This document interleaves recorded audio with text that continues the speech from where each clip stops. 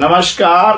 Radio रिमझिम 90.4 के studio में आज गोपालगंज जिले के वरीय उप समाहर्ता पिंकी कुमारी जी आई हैं। हम अपने रेडियो रिमझिम के श्रोताओं के तरफ से, फेसबुक के दर्शकों के तरफ से इनका अभिनंदन करते हैं, स्वागत करते हैं।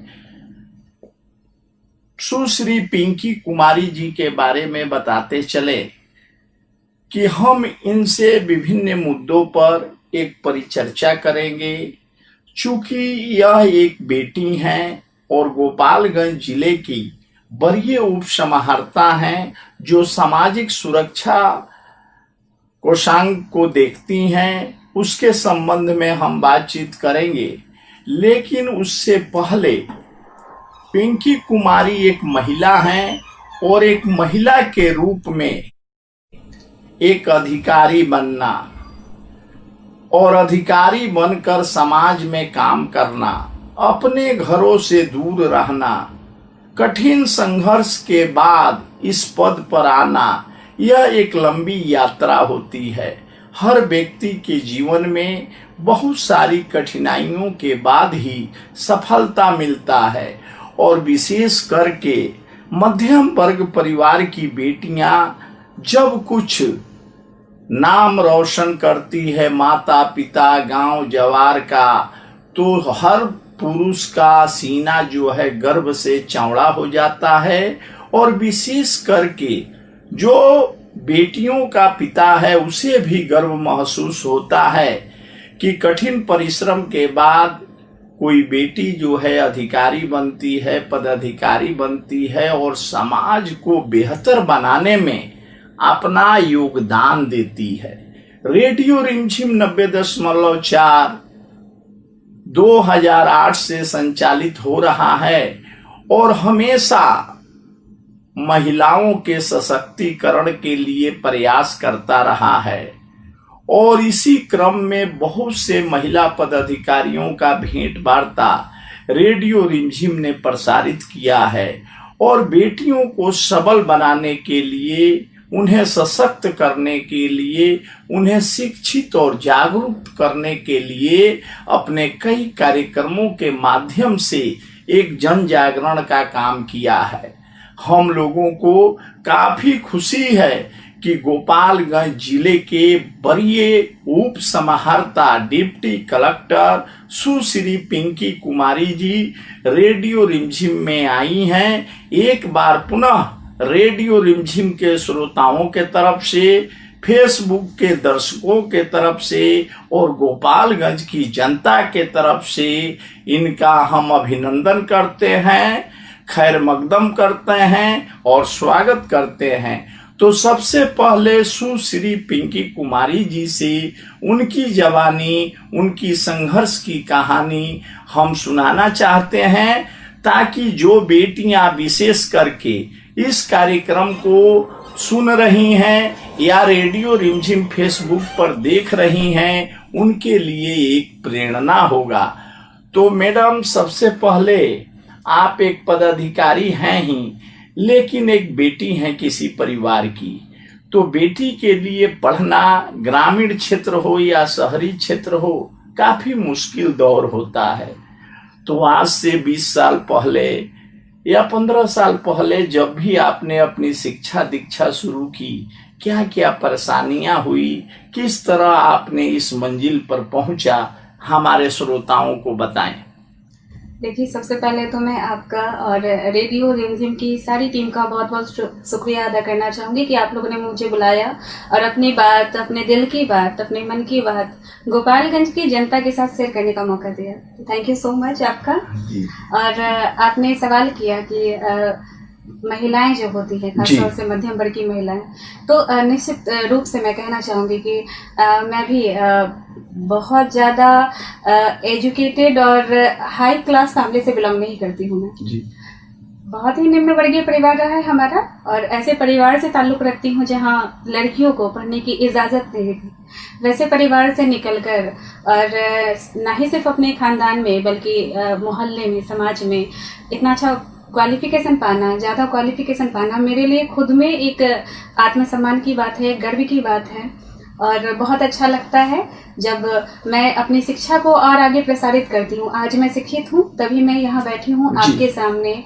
और मैंने जो भी गोपालगंज में अपने कार्यकाल में अब तक का काम किया है, सिर्फ अपनी शिक्षा के बदौलत, अपने ज्ञान के बदौलत। हम यह जानना चाहेंगे कि जब आपने 10वीं 12 ग्रेजुएशन पोस्ट ग्रेजुएशन किया, यह लंबा जो है शिक्षा का दौर चला या प्रतियोगिता परीक्षा का समय चला, वह समय कैसा रहा, उसके बारे में थोड़ा बताइए। बिल्कुल, इसके बारे में बताऊंगी मैं। स्ट्रगल तो जिंदगी का हिस्सा होता है जी। हमने भी अपनी जिंदगी की शुरुआत जब करी तभी से स्ट्रगल शुरू हो गया, क्योंकि कोई सपोर्ट नहीं रहा कभी। जी। पिताजी होते हैं, कहते हैं कि माँ बाप होते हैं तो बच्चों को हर दुख तकलीफ से बचाते हैं। मेरे पास ये सपोर्ट बहुत ज़्यादा मुझे नहीं मिला कभी, क्योंकि मेरे पिताजी बचपन में ही एक्सपायर कर गए थे। काफ़ी दिक्कतें आई, बहुत मुश्किल से पढ़ाई करी और पढ़ाई भी की तो बहुत बड़े किसी स्कूल से या इंस्टीट्यूशन से हमने कुछ नहीं किया। एक धारणा बन गई है या फिर गलतफहमी इसको कहिए कि व्यक्ति जब अच्छे इंस्टीट्यूट से, स्कूल कॉलेज से पढ़ेगा, कोचिंग करेगा तभी कुछ कर पाएगा। मैंने अपनी लाइफ में कुछ नहीं किया है। बहुत ही छोटे से स्कूल से मैंने पढ़ाई करी और इंटरमीडिएट के बाद मैंने सारी पढ़ाई डिस्टेंस से की। रिकॉर्ड रहा है कि डिस्टेंस में भी हमने अपने स्कूल कॉलेज, जो कॉलेज हमारा रहा है यूनिवर्सिटी, उसमें मैंने टॉप किया है हमेशा। गोल्ड मेडलिस्ट हूँ मैं अपने सब्जेक्ट में और इवन नेट JRF भी मैंने किया है। तो बस यही है। सबसे अच्छी बात आपने एक बताई कि आज के दौर में लोग समझते हैं कि कोचिंग नहीं करेंगे, रेगुलर क्लास नहीं करेंगे, किसी अच्छे यूनिवर्सिटी में नहीं जाएंगे तो हम बहुत ऊपर या बहुत अच्छे पद पर नहीं जा सकते हैं। लेकिन आपने इस मिथक को तोड़ा, इस भ्रम को तोड़ा कि व्यक्ति को आत्मबल के सहारे किसी भी प्रतियोगी परीक्षा में सफलता मिल सकती है। बिल्कुल, मैं गोपालगंज की जनता को और खास तौर से अपनी बहनों को, जी, क्योंकि लड़के तो कैसे भी कर लेते हैं अपनी जिंदगी का गुजारा, उन्हें पढ़ने का भी मौका मिलता है, मतलब कॉम्पिटिटिवली वो अच्छा उनको सुविधा मिलता है। जी। बच्चियां जो हैं, महिलाएं हैं, वो शुरू से उपेक्षित रहती हैं, चाहे जिस भी रीजन से हो। हमारे पास तो संसाधन नहीं था, बैकग्राउंड अच्छा नहीं था, तब मेरे साथ मुश्किलें थी। आप संपन्न परिवारों में भी देखेंगे कि महिलाओं को या शिक्षा का अधिकार नहीं दिया जाता है, उन्हें कोई स्वतंत्रता नहीं होती है, उन्हें आगे बढ़ने नहीं दिया जाता है। मैंने बहुत बड़े बड़े अफसरों की बेटियों को देखा है, कम एज में शादी होना और पढ़ाई छुड़वा के शादी करना, तो ये सब देखकर मुझे खैर बहुत अजीब लगता है। बात करते हैं इस चीज पर मैं फोकस करना चाहूंगी कि पहले गलतफहमी आप निकाल दीजिए कि आप किसी अच्छे कोचिंग में पढ़ेंगे तभी आप एक ऑफिसर बन पाएंगे। मेरा एग्जाम्पल आपके सामने है। मैंने BPSC के लिए भी इवन मैंने कभी कोई कोचिंग किया ही नहीं। मैंने पहले ही आपको कहा था कि मैं डिस्टेंस से सारी पढ़ाई मैंने खुद से की, बस किताबें मेरे पास होती थी। एक किताब को मैं 3 बार पढ़ती थी, 4 बार पढ़ती थी, जरूरत पड़े तो मैं 10 बार भी पढ़ती थी। मेरे पास कोई नहीं होता था, ना टीचर्स। कुछ समस्याएं आती थी, लगता था किससे पूछूं, हार मानने का भी दिल उस समय मोबाइल मतलब, नहीं, मोबाइल भी मेरे पास नहीं था। जब मैंने जॉब किया, आज से करीब आप 3 साल पहले का एग्जाम्पल ले सकते हैं, 3.5 साल पहले यूपी में जब मैं गई, उस समय मेरे पास मोबाइल आया। मात्र 3 साल पहले? हाँ, 3 साल पहले मेरे पास मोबाइल आया, अपना मोबाइल। इस सबसे हम बातचीत कर रहे हैं डिप्टी कलेक्टर सुश्री पिंकी कुमारी जी से, जो गोपालगंज की डिप्टी कलेक्टर हैं।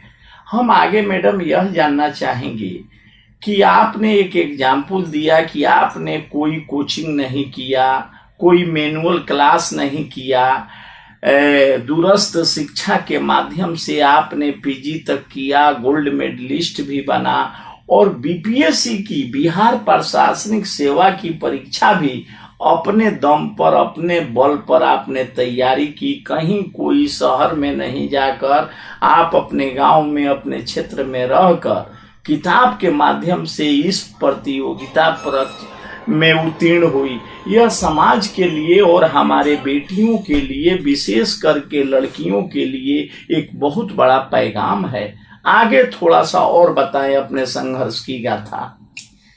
संघर्ष मैंने अभी जो आपको लाइन कहा, जी। जो मैंने बातें करी लोगों के सामने, इसको मैं फिर से रिपीट करूंगी। जी। प्लीज आप किसी गलतफहमी में मत रहें कि आप अच्छे कॉलेज में जाएंगे, आपके माता पिता को सुविधा नहीं दे रहे हैं, कॉलेज में एडमिशन नहीं करवाया तो नहीं पढ़ेंगे, हम कुछ नहीं करेंगे, ये सब आप छोड़ दीजिए।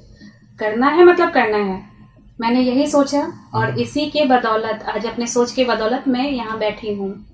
और संघर्ष तो जिंदगी का हिस्सा है एकदम। आप ये नहीं कह सकते हैं कि आप एक संपन्न परिवार से बिलोंग करते हैं तो आपने संघर्ष नहीं किया। बिना संघर्ष के जिंदगी नहीं होती है, मैंने यही माना है।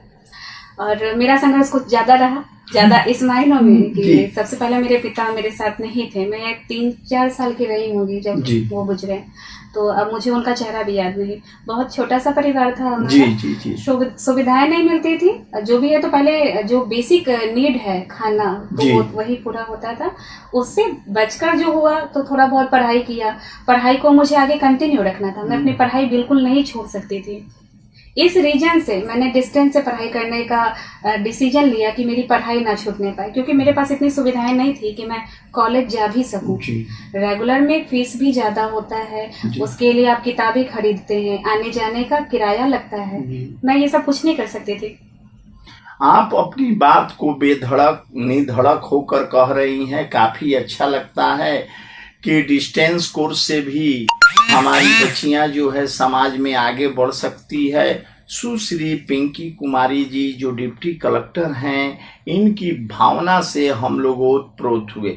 आगे यह बताइए, एक बेटी के लिए पिता का साया न होना अपने आप में एक मुश्किल कार्य है, और उस दौर में आपकी माँ ने जो क्षमता दिखाई, उसके संदर्भ में हमारे श्रोताओं को, फेसबुक के दर्शकों को बताएं। बिल्कुल मैं बताना चाहूंगी, और गोपालगंज के साथ साथ बिहार और पूरे भारतवर्ष की माताओं को यही सीख देना चाहूंगी। प्लीज प्लीज प्लीज मेरी मम्मी से बस एक लेसन आप ले लीजिए। मेरी मम्मी ने जब पिताजी गुजरे, मैं काफी छोटी थी, आप अनुमान लगा सकते हैं मेरी माँ की उम्र भी बहुत कम थी, क्योंकि पहले तो काफी कम एज में ही शादी हो जाता है। मेरी माँ बहुत यंग थी, तो उन्होंने अपने लाइफ में जो देखा कि पिताजी जब गुजरे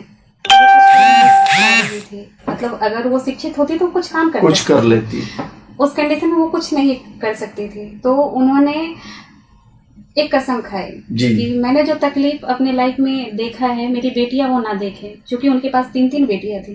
3 बेटियां। आप 3 बहनें हैं? 3 बहनें हैं जी। तो उन्होंने एक कसम खाई कि भले ही मैं खाना नहीं खाऊं, लेकिन अपनी बेटी को पढ़ाऊंगी जरूर, अपनी बेटियों को जरूर पढ़ाऊंगी मैं। ये कसम उन्होंने बहुत बखूबी निभाया।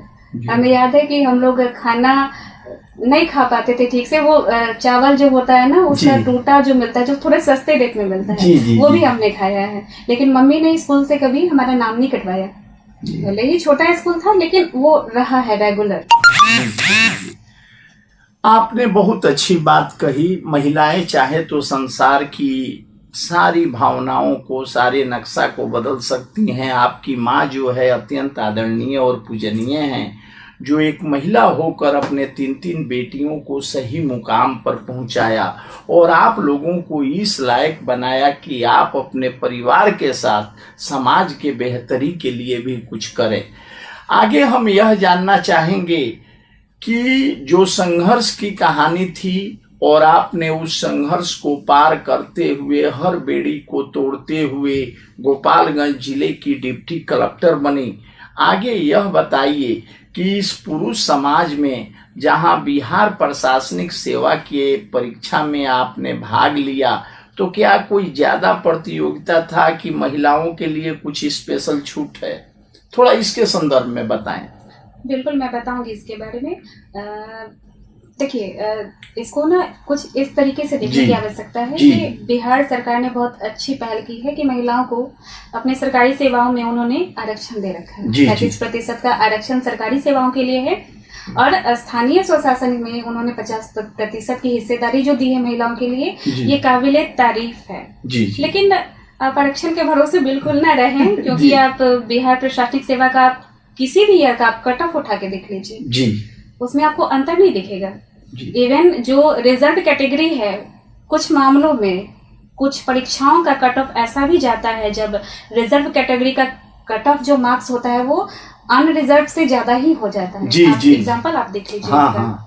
तो आप ये नहीं कह सकते हैं कि मैंने रिजर्वेशन का लाभ उठाया या फिर मुझे रिजर्वेशन का लाभ मिला, क्योंकि मैं जो है 60वीं से 62वीं बैच से बिलोंग करती हूँ। आप उसमें कट ऑफ आप देख लीजिए 60 से 62वीं बैच का जी, तो आपको बहुत ज्यादा विशेष सुविधा नहीं मिलेगा। हालांकि सरकार ने जो पहल करी है वो काफी अच्छी पहल है, कुछ लोगों को तो लाभ मिला ही है, नो डाउट मिला है।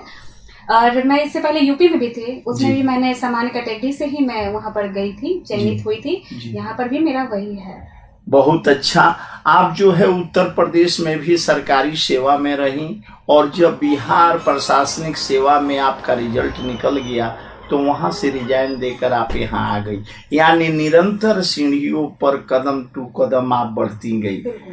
बहुत अच्छा लगा। हमने देखा कि आप कुचायकोट में, बरौली में वहाँ के लोगों द्वारा आपको सम्मानित किया गया, गुलदस्ता दिया गया।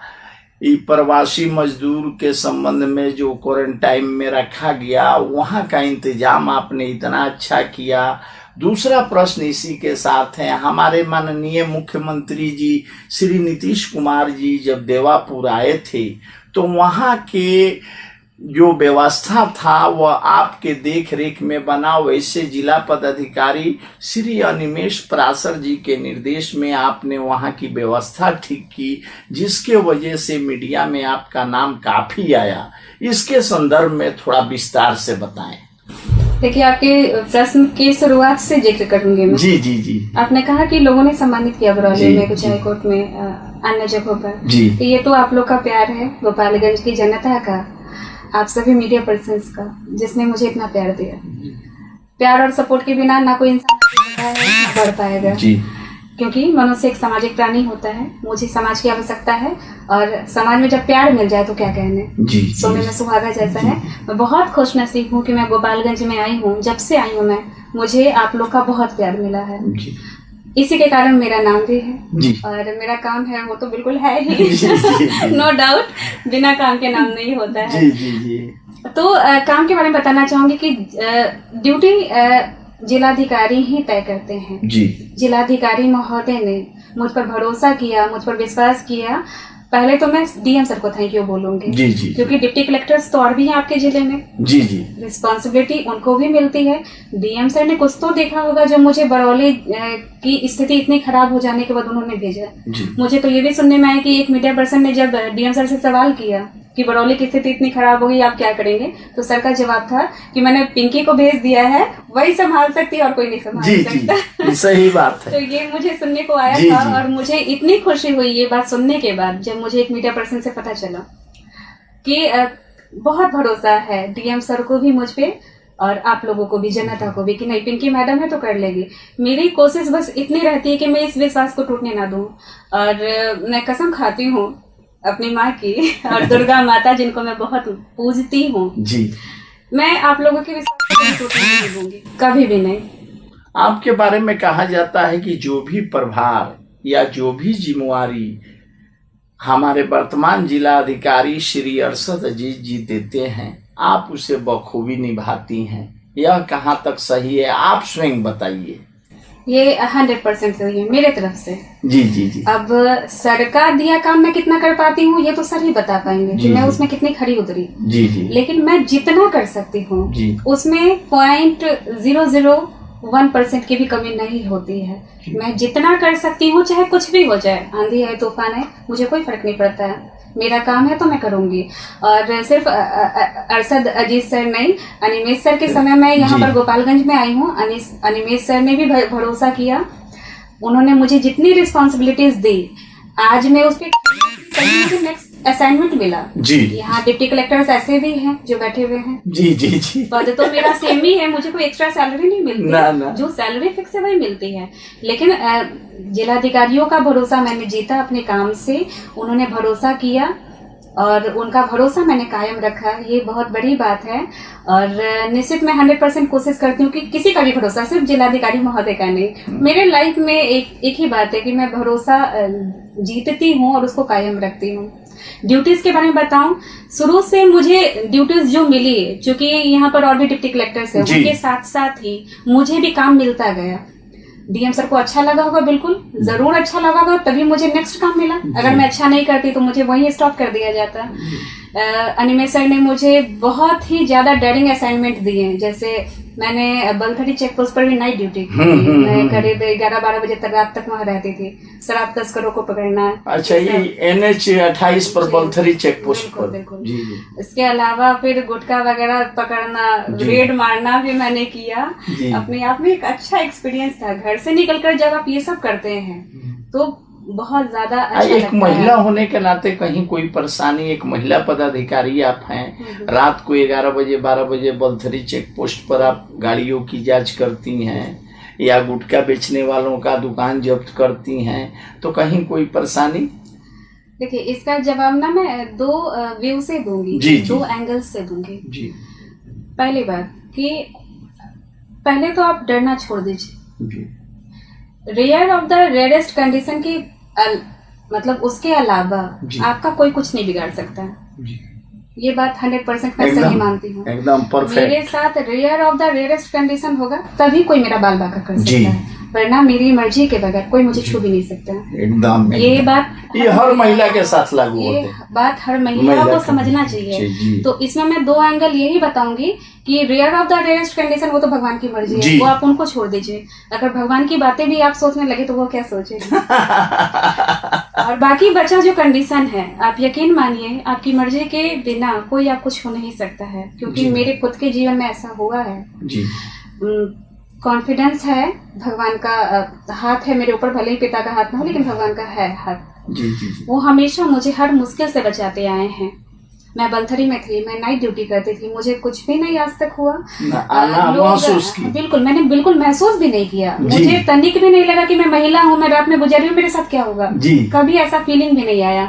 अभी रिसेंट आप एग्जांपल ले लीजिए बरौले का। जब मैं क्वारंटाइन सेंटर जाती थी, वहाँ जो मर्द पहले से थे पदाधिकारी या फिर दूसरे देखने वाले लोग भी, मैम आप अंदर मत जाइए, मुझे पहला सजेशन मिलता था, मैम आप अंदर मत जाइए। मैंने कहा क्या हुआ, मैं इसी काम के लिए आई हूँ ना। आप मेरे पिक्चर्स आप देखे होंगे, आपने अखबारों में देखे होंगे। मैं क्वारंटाइन सेंटर के अंदर जाती थी, मैं उन कमरों में जाती थी जहाँ मरीज रहते थे। सॉरी, मरीज नहीं, जिनको रखा जाता था, क्वारंटाइन सेंटर में रखा जाता था। तो ये सब सोच के ऊपर है। आप पहले ही सोच लीजिएगा कि हमको कोरोना हो जाएगा तो हो भी करेगा। मैंने सोचा है कि मुझे नहीं होगा तो नहीं होगा, नहीं हुआ मुझे। यानी आपके बातों से एक चीज स्पष्ट हो रहा है कि जो भी लड़कियां हैं, जो भी बेटियां हैं, उन्हें अपना आत्मबल जो है मजबूत रखना होगा, अपने आप पर भरोसा रखना होगा, तभी वे जीवन में आगे बढ़ पाएंगी और बेहतर कर पाएंगी। माता पिता को आप क्या संदेश देना चाहेंगी? जिनकी बेटियां होती हैं उनके माता पिता बड़ा भयभीत रहते हैं कि मेरी बेटियां शहर में गई है, मेरी बेटियां जब तक घर नहीं लौटती है, माता पिता के अंदर सशंकित रहते हैं। उनको एक डिप्टी कलेक्टर होने के नाते प्लस एक बेटी होने के नाते आप क्या कहिएगा? मैंने अभी पहले ही कहा था कि आप मेरी माँ से एक सीख लीजिए जी। उन्होंने जितना खुद थी उससे कई गुना ज्यादा स्ट्रांग हम लोगों को बनाया। उन्होंने हम लोगों को फूल के जैसे नहीं पाला, फूल की तरह नहीं, फूल की तरह नहीं पाला। अगर मैं फूल की तरह होती तो मैं किसी भी क्वारंटाइन सेंटर में नहीं जाती। मैं रात नाइट ड्यूटी नहीं करती मैं। जी। तो उन्होंने हमें बस एक शेरनी के तरह पाला उन्होंने। और मेरी फेवरेट माता भी है दुर्गा माता। जी, जो शेर की सवारी करती है, उनके भी कुछ अंश है मेरे में। तो यही कहना चाहूंगी। एक चीज हम देखे हैं कि सबसे ज्यादा SDM मैडम वर्षा सिंह जी जो गोपालगंज में थी, तो सबसे ज्यादा नजदीक, सबसे ज्यादा करीब, सबसे ज्यादा समय देने वाली आप ही थी। क्या कहीं ना कहीं आप लोग में आपसी तालमेल तो नहीं था? तालमेल था, तभी इतना समय हम लोग देते थे एक साथ। देखिए, इसका एक रीजन ये होता है कि प्रत्येक इंसान या जीव या किसी और चीज की बात करें तो वो अपने जैसे चीजों को खोजता है, उसको समय देना चाहता है। जब मैं गोपालगंज में आई तो मैं काफी अकेली थी। यहाँ मेरा ना ही मेरे कोई रिलेटिव्स हैं, ना ही मेरा पहले से यहाँ कोई पहचान रहा है किसी भी तरीके से। इवन एक पर्सन भी नहीं जिसको मैं जानती हूँ, इनडायरेक्ट भी। मैं अकेले आई थी बस एक झोला उठाकर, और आई तो मैं वैसे तो सब लोग से मिली, जैसे मैं सब लोगों से मिली वैसे मैं वर्षा मैम के साथ भी मिली, लेकिन एक कोई चीज थी उनमें खास जो मुझे उनके सबसे करीब लेके गई। शायद उनके लाइफ में भी मुझसे ज्यादा करीब कोई नहीं था और मेरे लाइफ में भी उनसे ज्यादा करीब कोई नहीं था। उनको तो गोपालगंज का आयरन लेडी कहा गया, जितना दिन थी एसडीएम मैडम वर्षा सिंह जी, तो उनको आयरन लेडी कहा गया। बिल्कुल वो है तभी कहा गया ना। जी, आम जनता में उनकी एक धमक थी, बिना आग के धुआं नहीं उठता है, मैम थी तभी उन्हें कहा गया। जी जी जी। अच्छा, आपको जो है सामाजिक सुरक्षा का जो प्रभाव दिया गया है, जिसमें विधवा, दिव्यांग और गरीब महिला पुरुष को पेंशन दिया जाता है, तो यदि कोई व्यक्ति को पेंशन पाना हो, दिव्यांग को, विधवा को, तो उसके लिए वे क्या करेंगे और कहाँ संपर्क करेंगे यदि आपकी आवाज गांव में, शहर में सुन रहे हैं तो? बिल्कुल, मैं बहुत अच्छा सवाल आपने किया, लोगों की भलाई से जुड़ा है ये।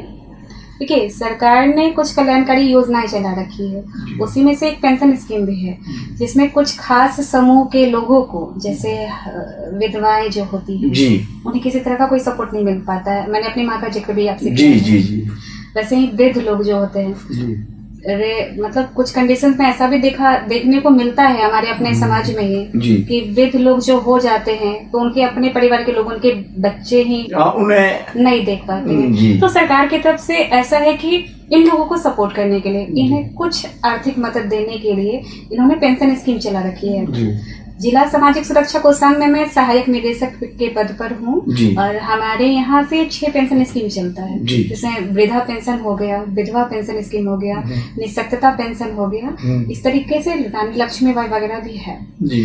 इन पेंशन स्कीमों का लाभ उठाने के लिए सबसे पहले तो आपको अपने ब्लॉक में संपर्क करना होगा, माने प्रखंड में जी प्रखंड में संपर्क करना होगा। वहाँ पर जो भी आरटीपीएस काउंटर वगैरह होता है या फिर संबंधित है, चूंकि हर ब्लॉक में कुछ थोड़ा बहुत चेंजेस हो जाता है कि बीडीओ साहब जो हैं किस लोगों को उससे संबंधित काम सौंपे हैं, ठीक है, लेकिन लगभग सेम है। अप्लाई आपको अपने प्रखंड में ही करना है।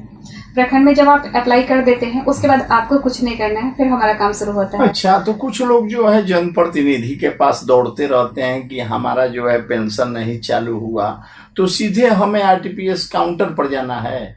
नहीं, देखिए उसके लिए कुछ शर्त है, कुछ बात मैं बता रही हूँ उसी के बारे में।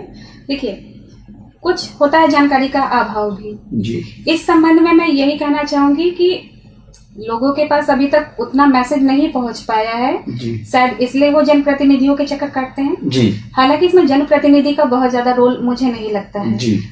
आत्मनिर्भर बनना पहली चीज होनी चाहिए लाइफ में जी। अगर आप यही सोच के चलते कि आपको खाना कोई बना के दे देगा तो आप बनाने की कोशिश नहीं करेंगे। जनप्रतिनिधि होते हैं जो हमारे समाज में, हमारे गांव में, हमारे पंचायतों में, उनके लिए भी आम धारणा यही है कि कोई भी काम हो सीधे मुखिया जी, कोई काम हो सीधे प्रधान जी। ऐसा नहीं होना चाहिए।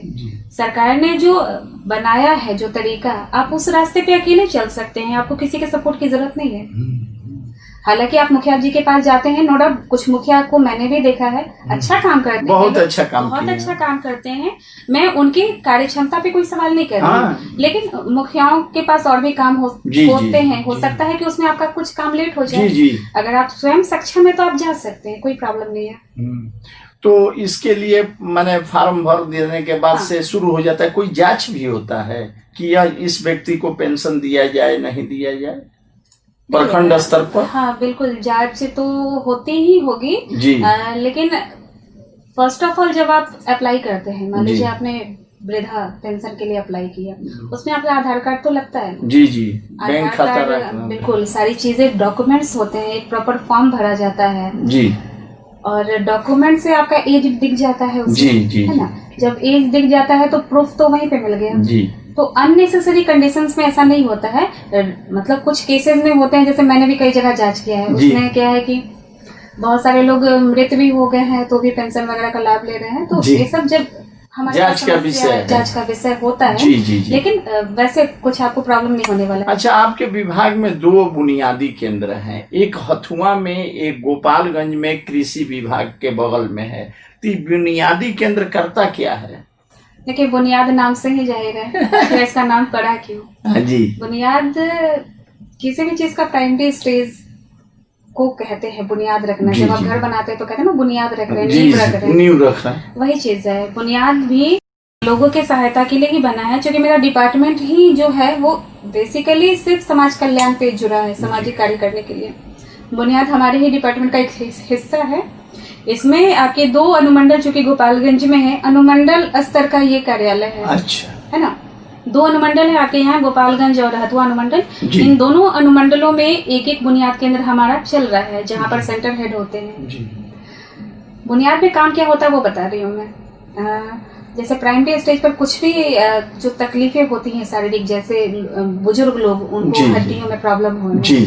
कुछ दर्द वगैरह होना, बच्चे होते हैं उनको बोलने में प्रॉब्लम होती है, अच्छा। सुनने में प्रॉब्लम होता है, तो प्राइमरी स्टेज की बात मैं कर रही हूँ। ठीक है, डॉक्टर के यहाँ जाने से पहले अगर कोई ऐसी चीज है कि जैसे बुजुर्ग लोगों का कुछ दर्द, घुटने में दर्द या कमर में दर्द, तो अगर डॉक्टर के यहाँ जाने, देखिए इनिशियल स्टेज में तो मतलब जब बात बढ़ जाती है तो जाना ही पड़ेगा, लेकिन अगर उससे जाने से पहले अगर ठीक हो सकता है तो वो हम लोग वहाँ पे क्योर करते हैं। अच्छा, वहाँ डॉक्टर रहते हैं क्या बुनियादी केंद्र में? डॉक्टर्स तो नहीं कहूंगी मैं, लेकिन फिजियोथेरेपिस्ट वगैरह होते हैं, जो लोग ऑडियो वगैरह का जांच कर सके, ऐसे लोग वहाँ पर अपॉइंट। अच्छा, बुनियादी केंद्र में यदि कोई भी वृद्ध बुजुर्ग हो, घुटने में दर्द, हाथ में दर्द, किसी प्रकार का दर्द हो, तो शुरुआती दौर में बुनियादी केंद्र में जाकर अपना जांच करा सकते हैं। बिल्कुल, आप जांच करा सकते हैं, और वहाँ जब आप जाएंगे तो वहाँ काउंसलिंग भी आपकी की जाएगी। अच्छा। आपको आपके बेहतरी के लिए बहुत कुछ सलाह दिया जाएगा, मशवरा दिया जाएगा। अच्छा। अभी जैसे कोरोना काल में जी,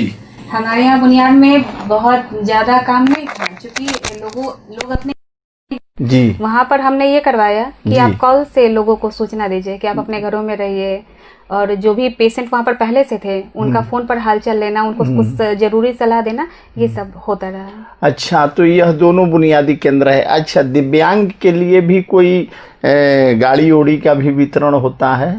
बिल्कुल, वितरण होता है। ट्राईसाइकिल जो है सामाजिक सुरक्षा, जिला सामाजिक सुरक्षा कोषांग से वितरण होता है। इसके लिए आपको करना क्या है कि फर्स्ट ऑफ ऑल तो आवेदन ही करना है। बिना आवेदन प्राप्ति के हम लोग कुछ नहीं कर पाएंगे। अच्छा, ये आवेदन मिलेगा कहाँ? आवेदन तो वेबसाइट वगैरह पर भी मिल जाता है, नहीं तो आप अपने प्रखंड में संपर्क करें। किससे? हमारे प्रखंड में वीडियो साहब से। वीडियो साहब को फुर्सत होता है आम आदमी से मिलने के? नहीं, ऐसा नहीं है, मैं सबके बारे में नहीं कहूँगी। आंगनबाड़ी केंद्र या कर्मचारी, राजस्व कर्मचारी? देखिए, ऐसा मैंने कहा ना कि इधर उधर भटकने से बजाय अगर आप एक स्ट्रेट रास्ता चुनते हैं, वेबसाइट पर सीधे चले जाए, आपके लिए ज्यादा सुविधाजनक होगा। आप वीडियो से कांटेक्ट करें। अगर नहीं सुनते हैं तो आप हमारे पास सीधे आ जाइए। अच्छा, यहाँ सीधे आप हमारे पास आ जाइए सामाजिक सुरक्षा में, और आकर आपसे फॉर्म ले लिया जाए। वो एक सर्टिफिकेट लाना होता है, उनका दिव्यांगता का जो सर्टिफिकेट होगा। अच्छा, जो CS द्वारा बनाया जाता है। तो अच्छा, उसमें कुछ परसेंटेज भी होता है कि 50% या 40% जो दिव्यांग होगा उसी को मिलेगा? ठीक है, ट्राईसाइकिल तो आप नाम से ही जान रहे हैं, जिनको ये इसकी जरूरत होगी, उससे संबंधित उनको डिसेबिलिटी होगा, उनको मिलेगा। अगर कोई आंख से अंधा है तो उसको ट्राईसाइकिल क्यों देंगे? जी जी, है ना? जी, जी। तो फर्स्ट कंडीशन तो ये है। सेकंड ये है कि उसमें एक एज होता है, जैसे कुछ अगर बच्चों को दे दिया जाए तो वो नहीं चला पाएंगे, ज्यादा बुजुर्गों को दे दिया जाए तो वो नहीं चला पाएंगे। तो कुछ क्राइटेरिया है ना। फर्स्ट ऑफ ऑल ये तो आवेदन करने से ही पता चलेगा। अच्छा अच्छा, यानी बुनियादी केंद्र हथुआ में कहाँ पर है? गोपालगंज में तो कृषि विभाग के बगल में है। हथुआ में ये प्रखंड कैंपस में ही है। अच्छा, ब्लॉक कैंपस में भी है। अच्छा, और किसी को भी कोई यदि परेशानी हो तो सीधे जो है हमारे डिप्टी कलेक्टर या सामाजिक सुरक्षा विभाग में आकर सुश्री पिंकी कुमारी जी से मुलाकात कर सकते हैं। आपने अपने व्यस्त समय में से इतना समय निकाला रेडियो रिमझिम श्रोताओं के लिए, गोपालगंज की आम जनता के लिए, और अपने संघर्ष की कथा, अपने जीवन का पढ़ाई के संबंध में और अपने कार्यशैली के बारे में बताया, जो लोगों के लिए काफ़ी प्रेरणादायक रहेगा। और आप अपना महत्वपूर्ण समय दिए, इसके लिए पुनः एक बार आपको धन्यवाद देते हैं, नमस्कार करते हैं। Thank you so much.